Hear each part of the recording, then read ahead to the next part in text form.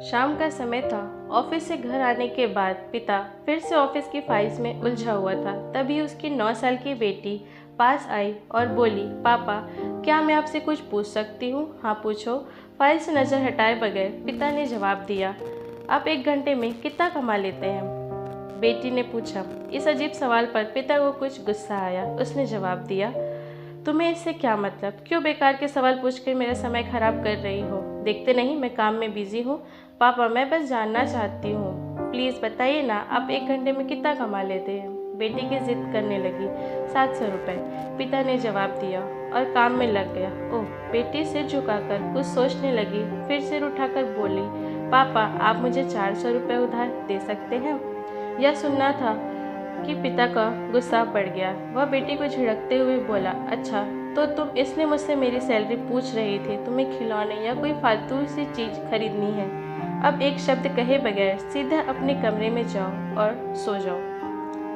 मैं इतनी मेहनत से पैसे इसलिए नहीं कमाता कि तुम्हारी हर फालतू मांग पूरी कर सकूं। बेटी का चेहरा उतर गया। भारी कदमों से वह वहां से चली गई। अब उसे बेटी के प्रति अपने खुद के व्यवहार पर दुख होने लगा। वह सोचने लगा कि हो सकता है बेटी को सच में किसी ज़रूरी चीज़ के लिए 400 रुपये की ज़रूरत हो।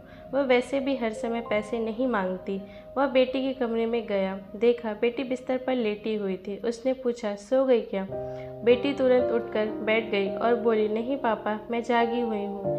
बेटा मैं काम की वजह से परेशान था और मेरा काम का गुस्सा तुम पर निकल गया। ये लो 400 रुपये जो उस समय तुम मुझसे मांग रही थी। थैंक यू पापा। बेटी चहक उठी। 400 रुपये एक तरफ रख उसने अपने तकिए के नीचे दबे कुछ नोट निकाले और उन्हें गिनने लगी। यह देख पिता को फिर से गुस्सा आने लगा। वह गुस्से में बोला, जब तुम्हारे पास पहले से ही पैसे थे तो तुमने पैसे क्यों मांग रहे थे? क्योंकि मेरे पास पूरे पैसे नहीं थे पापा, अब है। बेटी ने मासूमियत से जवाब दिया, पापा ये लीजिए 700 रुपये। क्या इससे मैं आपका 1 घंटा खरीद सकती हूँ? प्लीज़ कल आप घर जल्दी आना, मैं आपके साथ डिनर करना चाहती। बेटी की बात सुनकर पिता अवाक रह गया। सीख, हम पैसे कमाने की जद्दोजहद में इतना ज़्यादा व्यस्त हो जाते हैं कि हमारा परिवार पीछे छूट जाता है। हमारे पास अपने परिवार और प्रियजनों के साथ बिताने के लिए समय ही नहीं होता। समय धीरे धीरे हमारे हाथ से फिसलता चला जा रहा है और बीता समय कभी वापस नहीं आएगा। ऑफिस में हमारा रिप्लेसमेंट बड़ी ही आसानी से ढूंढ लिया जाएगा, लेकिन परिवार का कोई रिप्लेसमेंट नहीं। अपने परिवार को महत्व दें।